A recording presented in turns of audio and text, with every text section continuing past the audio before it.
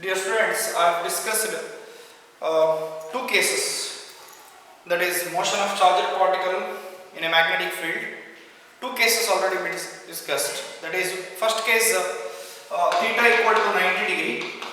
That is, when charged particle moves perpendicular to the magnetic field, it describes circular path, or it traces circular path, or the trajectory is a circle.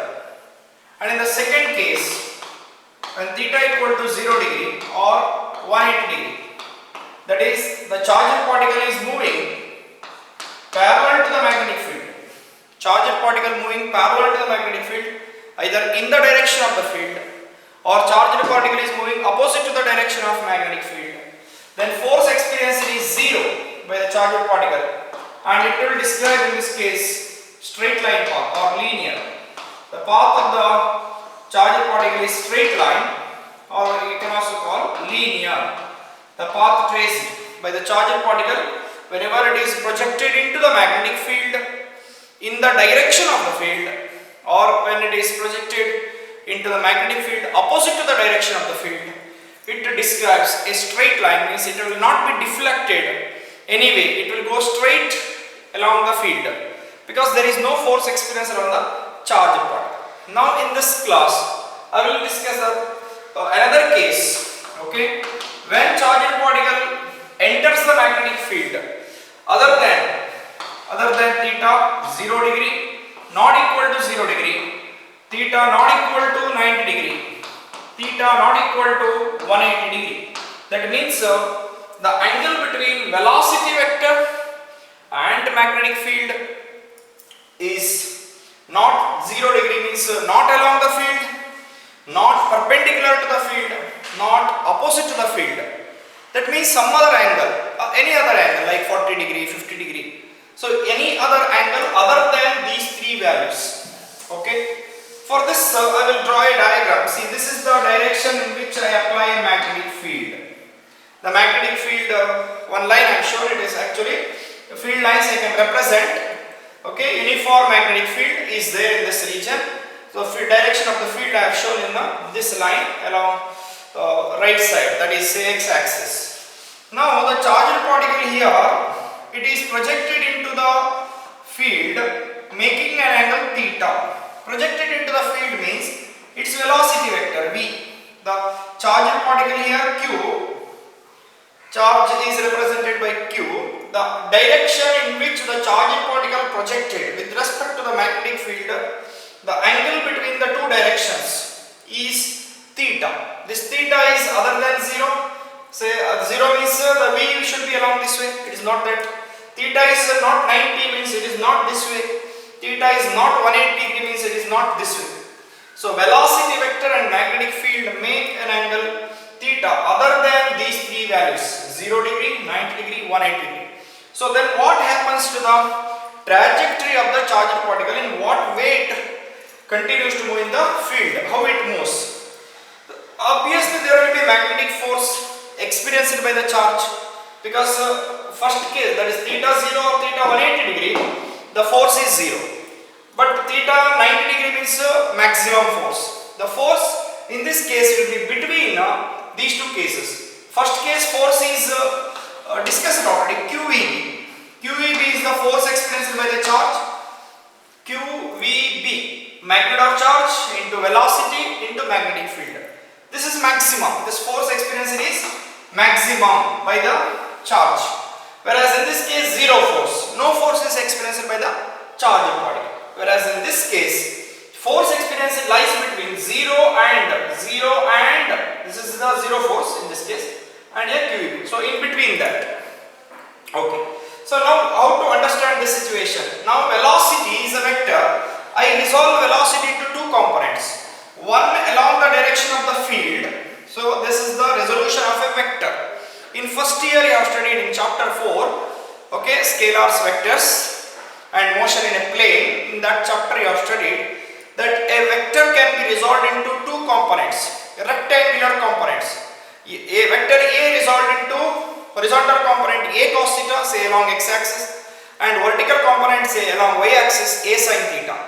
Same way, here velocity is a vector, so I resolve this velocity into two components. Along horizontal direction I resolve as v cos theta, okay, and vertical direction of the velocity, say this way, okay, that is v sin theta. So that means the charged particle velocity vector resolved into two components, v cos theta and v sin theta. Now the charge is experiencing the force. Because of the force, it will be deflected. It will not go straight like this. It will take some other path. So what kind of path or trajectory it experiences? So there will be two forces. In the direction of the field, there will be linear motion. Okay, so if it is the case, force 0 means the charged particle has to go straight without any force. But the perpendicular component of the velocity v sin theta gives it a circular path. But it is going along straight line plus circular path. So circular path is also there, straight line path is also there, means it is something else, and that path is called helical path. Okay, so the charged particle will describe like this. This kind of path it will describe. Okay, so this is called as helical path, helix or helical path. Okay, so this is the helical path traced by the charged particle, okay, or helix. That is, it will describe straight line motion also, circular motion also. Combined, it is called as helical path or helix. That means charged particle will not go straight only. It will not move circular only. It is combined, circular and linear. That means, see, this is the point where it experiences a force this way. So it goes like this, like this, like this. So it will be going this way. Okay. The charged particle like this, a spring, spring in the umbrella, or spring in the shock absorbers of bike, or spring in the pen. Okay. I have a pen now, so that spring is present in the pen. So that kind of path it traces. So that path is called as helical path or helix. Okay, so this is the path traced by the charged particle. So the horizontal component gives a linear motion, whereas the vertical component of the velocity gives a force here, that is giving certain centripetal force. That's why it may describe circular, but it cannot be circular alone, or it cannot be linear alone. So it is combined of two, helical and this straight line and circular. So together I call it as helical path. So the charged particle goes like this, okay, with this magnetic field along the axis of the helix. Okay, the helix or helical path means it is like a spring, not spiral spring. Spiral spring means like this. This is spiral, but this is not that way. It is a helical spring like this. Okay, in the book binding, and they call it as commonly spiral binding, but it is not spiral binding. It is actually, this shape is called helical. Okay, in physics we call it as helical shape. Okay, so this is the trajectory. In this case, what we have to study is expression for the pitch and radius. Okay, so here velocity component is v sin theta. So centripetal force is provided by the component of velocity v sin theta. So now combine Fc equal to Fb. Fc equal to Fb. So Fc is what? mv square. V is v sin theta only, not v square. mv square means v sin theta only is there. Perpendicular component of the velocity is v sin theta, not v it is. Okay, mv square, centripetal force m into v square by r. So this is r. Okay, that is equal to magnetic force experienced by the charge qvb sin theta. This is the expression we derived already. qvb sin theta. Now what I want is r expression. Take r into RHS. So m into v square sin square theta divided by qvb sin theta. Okay, that is equal to r. Or radius r equal to. Now you will observe carefully. Here v square by v is only v remains. Then sin square theta by sin theta remains. So hence what remains here?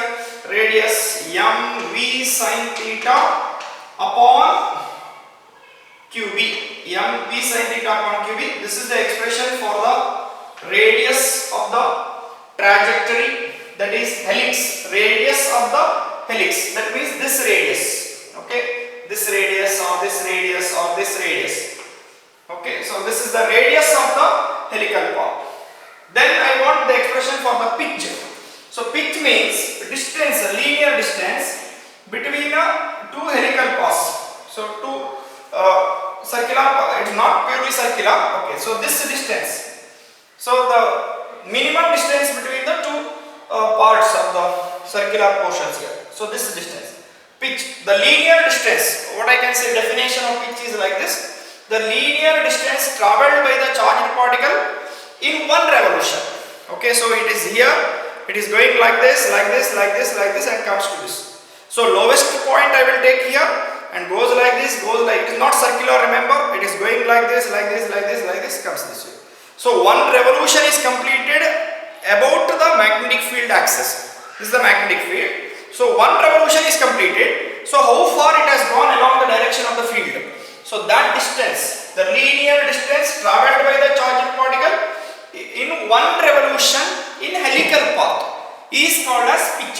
Now that pitch expression we have to get. So pitch is the linear distance. So pitch equal to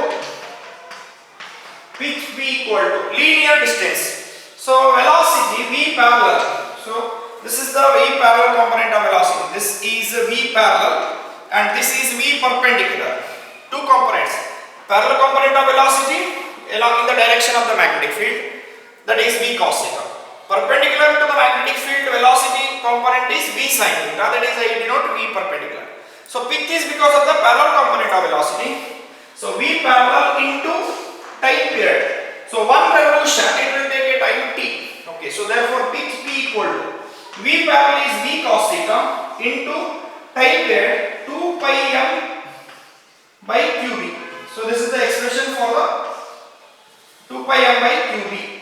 Is the expression for the time period. So finally, ultimately I can say pitch equal to 2 pi m V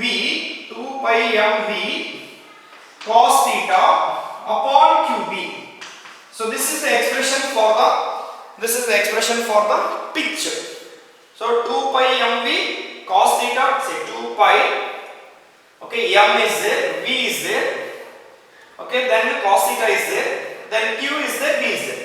So time period for one revolution, time taken for one revolution, and velocity with which it is moving, V component, parallel component, V cos theta. Multiply those two, you get the expression for the pitch. So that's all about this case. First case, charged particle moving perpendicular to the magnetic field, it will describe circular path.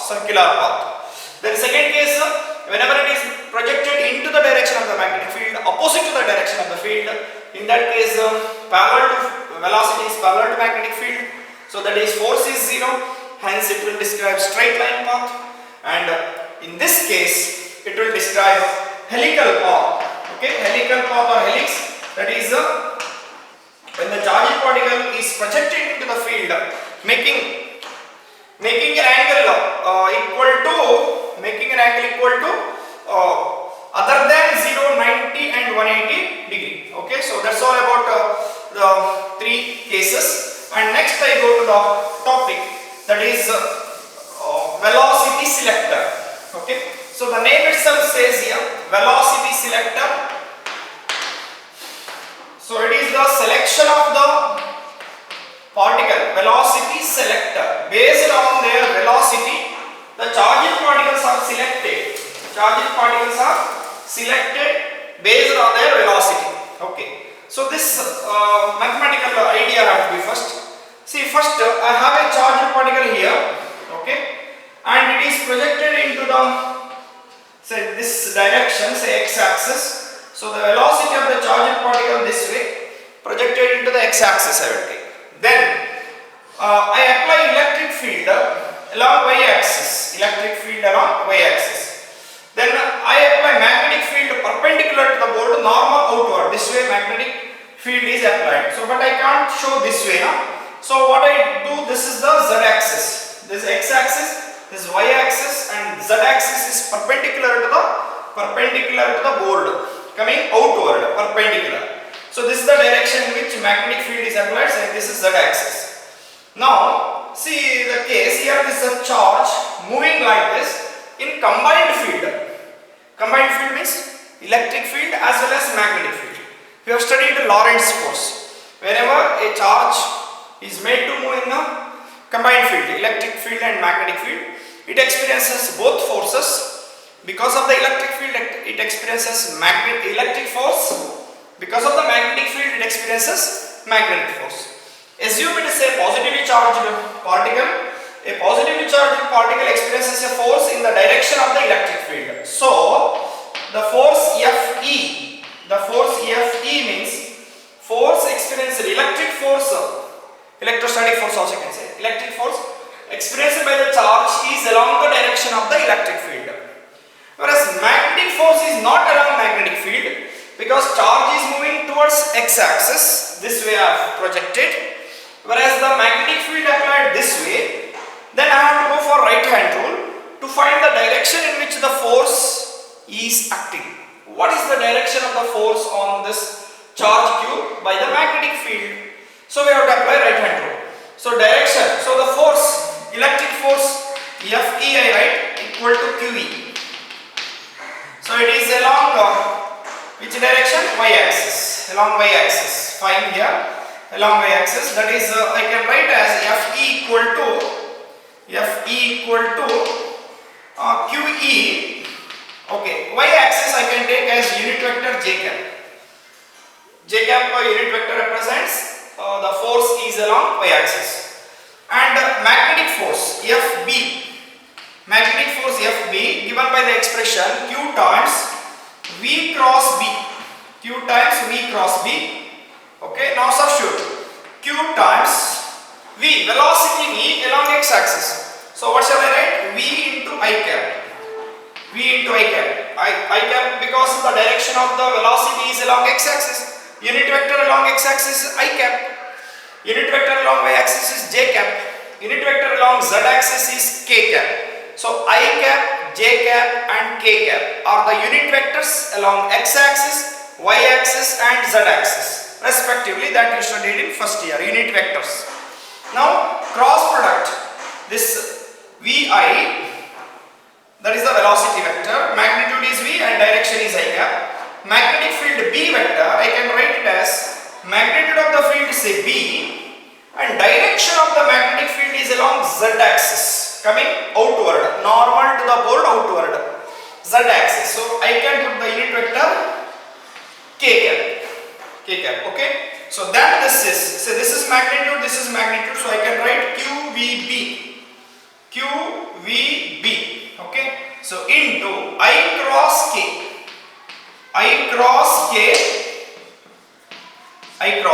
Now what is I cross K? QVB times I cross K. The magnetic force on the charge I cross K is in which direction? I cross K is, say I cross J is K, unit vector cross product, you know that. This is cross product, not multiplication. I cap, okay, cross product is K cap. Then J cross K is I cap, okay. Then K cross I is J cap. And this is cyclic cross product, cyclic permutation you can say. I J becomes K, J K becomes I, K I becomes J. Now if you take reverse, commutative property if you apply for cross product, J cross I equal to minus K cap. Same way K cross J equal to minus I cap. Okay, then I cross K, K cross I J K. You can take a cyclic permutation. I to J becomes K. Okay, so I to J is K, J to K is I, K to I is J. Cyclic. Whereas if you take anticyclic, reverse, J to I reverse means minus K outtake. I to K is minus J. K to J is, K cross J is minus I. So here K cross I is J. So I cross K is minus J. So therefore minus j. So you look at this expressions. This one, electric force, electrostatic force on the charge by the electric field, whereas the magnetic force Fb vector vectorially minus j cap. In vectors you have studied, if one direction some vector is there, if minus symbol is introduced there, minus negative sign is there, means it is exactly opposite. So this j cap means force is along y axis. This minus j cap means force is opposite to that. So minus j represents, minus j cap represents the force is along negative y axis. Minus j represents this force, magnetic force is along negative y axis. I cap means along x axis, minus I means negative x axis. Okay, so j cap is along y axis, minus j is along negative y axis. So this is the magnetic force. Magnetic force. What do you understand here? There is a force, electric force along y axis. At the same time, there is simultaneously magnetic force is there on the charge which is acting vertically downward. Magnetic force on the charge is vertically downward, that is along negative y axis. Now you observe, by chance, if we set the electric force is equal to magnetic force, if the two forces magnitudes are equal, the magnitudes of the electric force and the magnitude of the magnetic force are equal, then what happens to the charge? What is the net force expressed by the charging particle which is projected this way? Net force on the charge is 0. Say 5 Newton force upward, 5 Newton force downward this way. What is the net force? Net force on the charge is 0. Okay? So the charging particle will go along the straight direction in which it is projected. So it is going undeflected. So this is the idea in the velocity selector. That is, when a charged particle projected into the perpendicular or crossed magnetic field and electric field, crossed electric field and magnetic field, electric field upward, magnetic field away from the board or perpendicular to the board, normal outward. So the two fields are perpendicular. Electric field is vertically upward this way, whereas magnetic field is shown this way. So the two fields are perpendicular, crossed fields. The two forces are exactly opposite. Electric force vertically upward and magnetic force here downward, negative y axis and positive y axis. So exactly opposite. In this situation, if you try to balance the two forces, if the two forces have equal magnitude, then the net force on the charge becomes 0. When net force on the charge is 0, it does not experience any force, so it will continue to move in the same direction without any deflection. That means if you adjust the net force on the charged particle equal to 0, because of both electric and magnetic together, net force is 0. Means both are there, but net effect is 0. Net effect of the two forces is 0. Then the charged particle doesn't experience any deflection. It does not experience any force, no deflection. So it will go straight undeviated in the initial direction in which it is projected, say here along x-axis. So that expression you have to get, velocity selector expression. So expression for velocity selector, that is the magnitude of the electric force is equal to magnitude of the magnetic force, or the net force equal to 0. Net force 0 means electric force Fe plus magnetic force Fv equal to 0 vector. Substituting QE, E vector, electric field only vector symbol, charge Q is scalar, no vector symbol for that, plus Fb. Okay, so that Fe plus Fb I can write, so that is Q times V cross B, Q times V cross B equal to 0 vector. Now I simplified, as per this convention I have taken Fe is along y axis, so Q into E into j cap along y axis means direction is along j cap, plus the magnetic force is QVB, and I simplified is minus j cap. Okay, minus j cap equal to 0 vector. 0 vector you have to say, not 0, because it's sum of vector components, vector quantities. Okay, now QE minus QEB and J cap is common. Okay, J cap is common, so that is equal to 0 vector. Therefore, what I can say here, this J cap is not 0 vector and it should be 0 in magnitude. So QE minus QEB equal to 0. QE minus QEB equal to 0. Hence QE equal to QEB. Again, it is a charged particle, so charge cannot be 0. Therefore, E equal to VB. So finally, what I can write, velocity of the charged particle should be V equal to, take B to the other side, so E equal to VB, so V equal to E by B. So V equal to V by B means the velocity of the charged particle when projected in combined electric and magnetic fields is such that the ratio of the electric field to the magnetic field is equal to velocity. Then the charged particle moves undeflected in the combined crossed fields. It moves undeflected. It is not deflected by the two fields because the net effect or net force on the charge becomes 0. Hence, it is not deflected at all. It will move undeviated. So this is the condition for selecting the charged particles of particular velocity. If you project some charged particles with the different velocities, I want charged particles of particular velocity. Okay, so 5 × 10⁵ 5. This particular velocity charged particles I want. Only this velocity charged particles I want. So how to obtain those charged particles having only this value? Adjust the values of electric field and magnetic field values to get this number 5 × 10⁵. What happens to other charged particles? Their velocities are different. So other than this, they experience either net force upward or downward. Hence, they will not go along x-axis. So if in a stream of charged particles moving along this way, when different charged particles with the different velocities are projected, we can select only charged particles having particular velocity v. Other velocity charged particles experience some force, either they may go this way or they may come this way, whose velocity is not equal to E by B.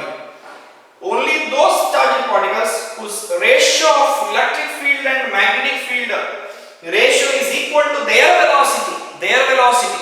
Okay, so that charged particles go undeflected because they don't experience any net force. They experience both electric and magnetic forces simultaneously, equal magnitude, opposite direction. So the net force on the charge becomes 0. Hence it will go undeflected in the crossed fields. So this is the technique used in mass spectrograph. Okay, to find the small nuclear masses of those. Okay, we use the idea of velocity selector or use application of velocity selector.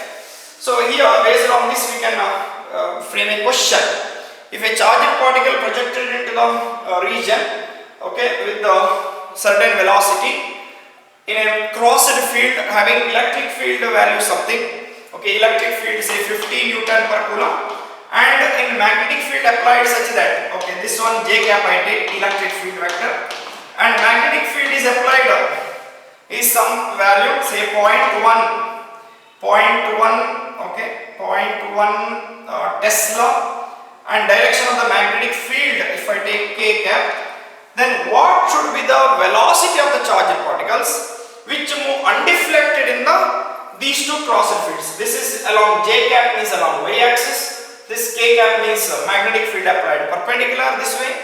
Charged particles are projected along x axis. So the velocity of the charged particles is ratio of the electric field magnitude divided by magnetic field magnitude. Electric field is 15 divided by magnetic field is 0.1, so it is 500 meter per second. So the direction of the charged particle in which it will go without deflection is 500. Now I will continue this topic, that is magnetic field due to a current element. Current element, it is a small portion of the conductor carrying current. So assume this is a conductor, very long conductor XY, very long conductor. Okay, it may not be straight also as shown in the figure. It is say bent like this. Small portion I will take so that it looks straight. A small portion, infinitesimally small part if you take, for that length it may look like straight.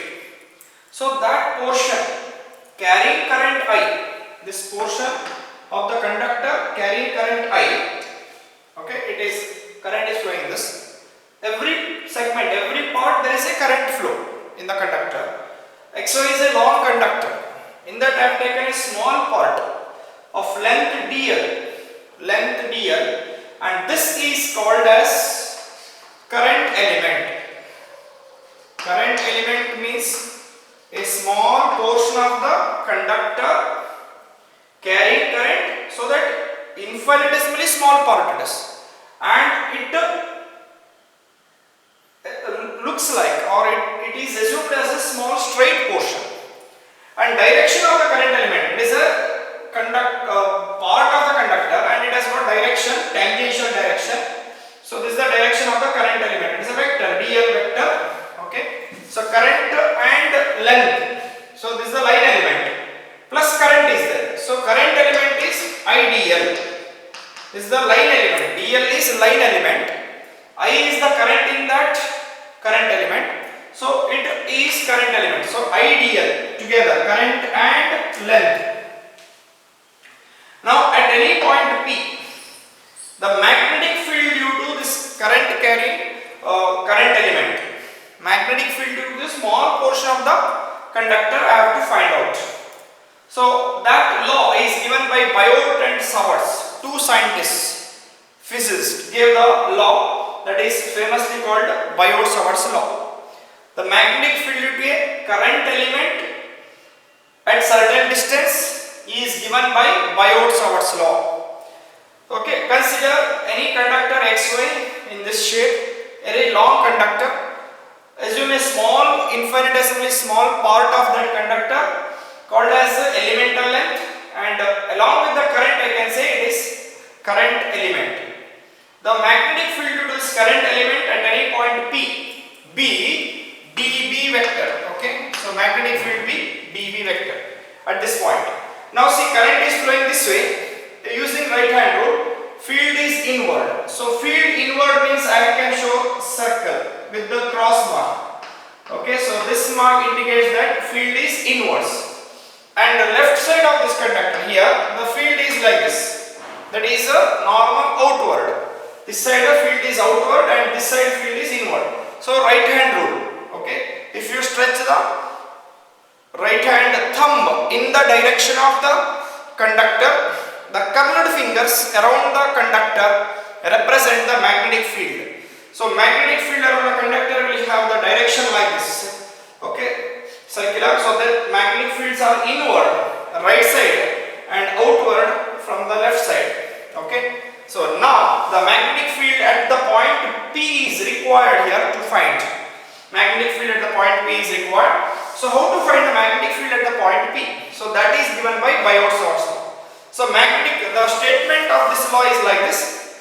The magnitude of the magnetic field at any point P due to the current element IDL is directly proportional to magnitude of the current.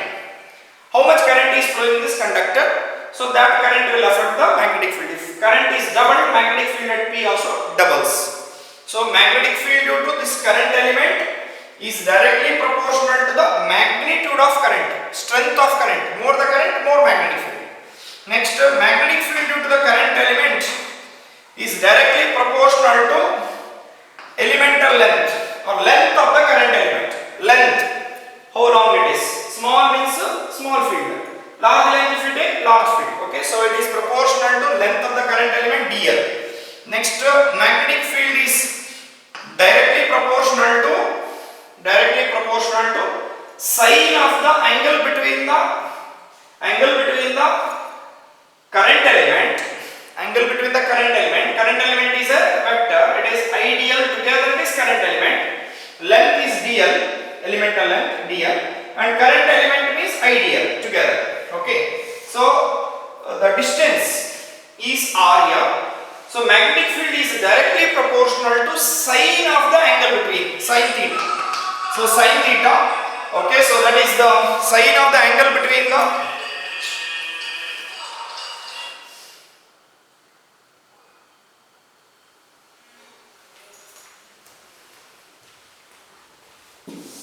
magnetic field dB is directly proportional to sine of the angle between the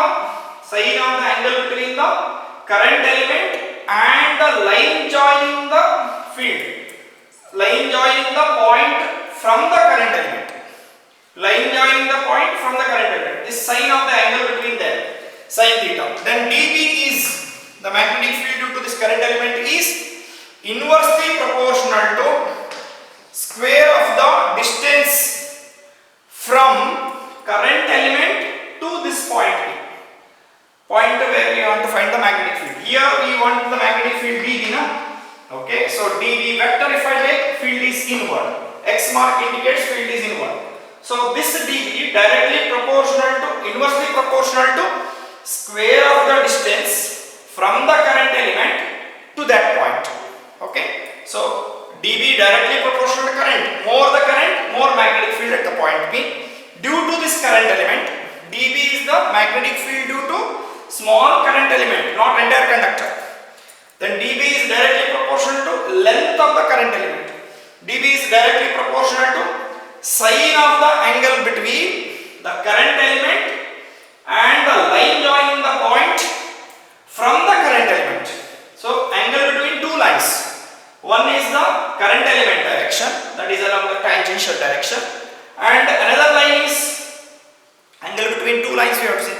Another line is the line joining the point and the current element. So that angle sine theta we have taken. And inversely proportional to square of the distance, means more the distance, magnetic field due to current element will be smaller.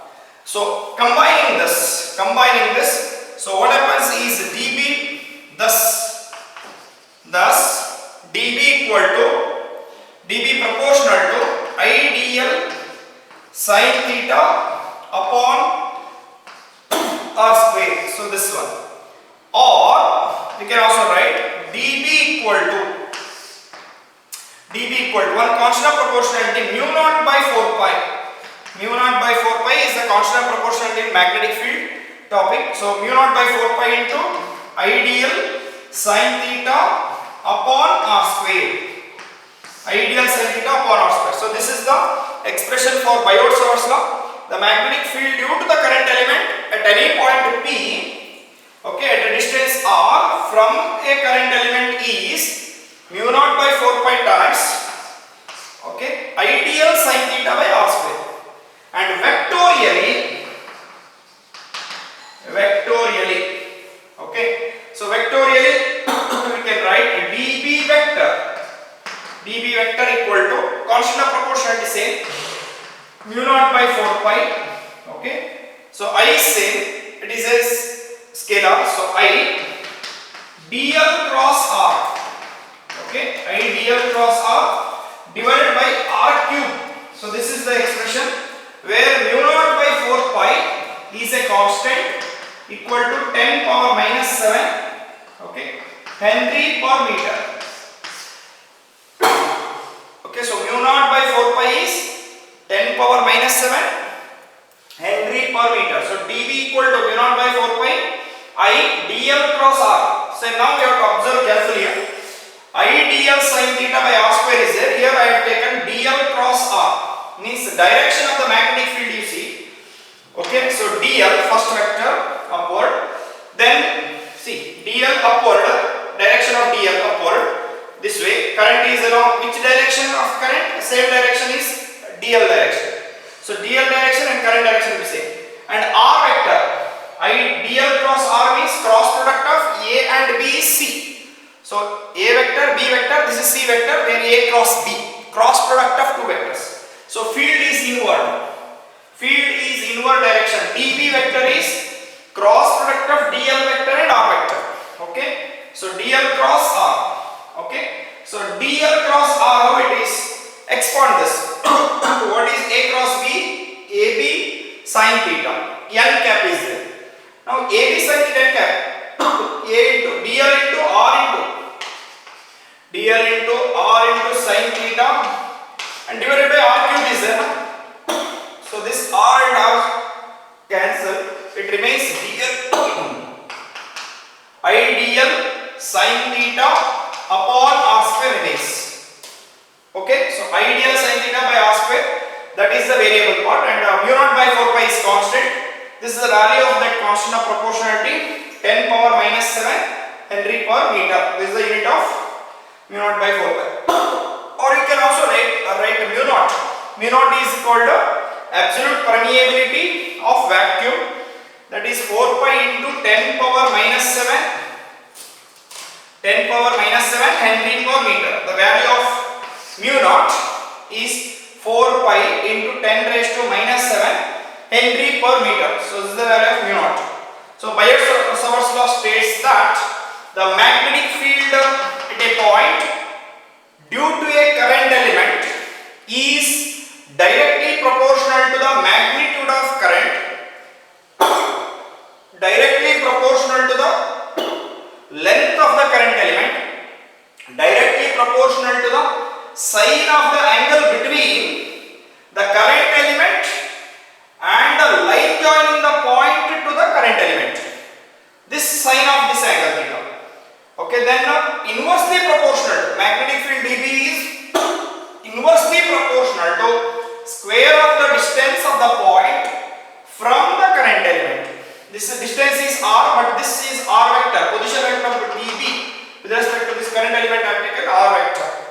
Okay, so vectorially mu naught by 4 pi I into dl cross r vector divided by r cube. Expanding dl cross r, we get dl into r into sin theta, magnitude. Magnitude of dl cross r is dl. A cross b, magnitude is how much? ab sin theta. Cross product of two vectors. So dl into r into sin theta. Okay, divided by r cube is there. So 1 r and this r cube, 1 r cancel, r square remains. So this is what I have here in the definition or statement. This is vector form of Biot-Savart's law. So in the exam they may ask like this a question, state and explain Biot-Savart's law and give its vector form. So diagram and this statement and vector form equation, scalar form equation and a vector form equation. This is only telling magnitude of the magnetic field due to the small portion of the current element. So remember, this magnetic field here dB is not because of the entire conductor. The magnetic field is due to a small portion of the current element. Small portion, not entire conductor. Not entire conductor, we could have taken B. So dB means that is small quantity. dy by dx in mathematics you studied. dy means small value of y. Small change in y is taken dy and small change in x is taken dx. Same way here dB is the magnetic field, small magnetic field due to a small portion of the current element dl, not L. L is the length of the conductor. dl means small portion, infinitesimally small portion over which that length is almost straight line. Okay, so that's about the Biot-Savart's law. So using this Biot-Savart's law, in the next class I am going to discuss the magnetic field due to a circular coil, magnetic field due to a circular loop and hence coil. In the next class I am going to discuss that. Okay, so that's all about Biot-Savart's law. State and explain Biot-Savart's law. This Biot-Savart's law says about the magnetic field due to a current element, due to a small part of the current carrying conductor, that it is dB. And dB expression and statement, diagram and vector form. Vector form we have to be very careful here. dl cross r vector, cross product of dl and r vector divided by r cube, whereas here r square is there. How that r cube and r square are okay. So this is what you have to understand here. Cross product you have to expand. When you expand the cross product, what happens? dl cross r is dl into r into sin theta by r cube. So r and r, 1 r cancels in the denominator, r square remains. So that's why this and this are all same. This is vector formula, this is in magnitude. Okay, so that's all about the Biot-Savart's law.